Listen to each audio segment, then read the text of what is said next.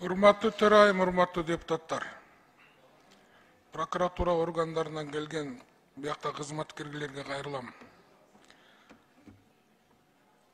Балдар үчүн кылынган кылмышта тосма арыздагы больницага жатып алуу бир күн, 2 күн жеңилдетүү болбош керек да.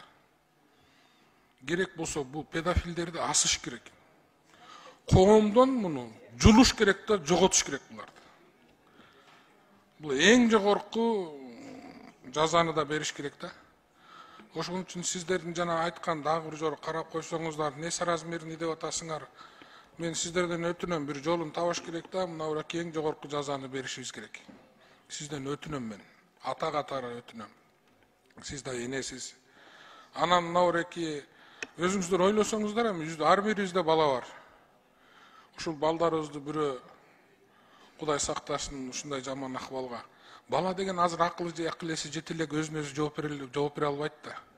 Биз коомдогу кылмышкерлерди, коомдогу жана ушуга барган оорукчандарды коомдон өзүнчө бутап, ушуларды мындай жата турган жерге мамлекет аянбай эле, маадемектен $1 миллион болсо $1 миллион берип, ошолорду коомдон узакташтырыш керек да, алыстатышыбыз керек.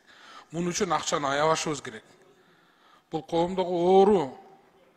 Ошон үчүн сиздерден өтүнүч, прокуратура кызматкерлери ушул жагынан бизге жардам бериңиздер.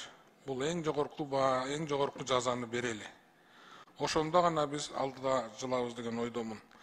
Ал эми жанакы кылмышкерлер 30 жыл болобу, 40 жыл болобу, өлүм жазасы жок болгондон кармайт, түрмөгө кармаш керек болсо, анын каражатын мамлекет чечип берет, андан эч камсынабаңыздар.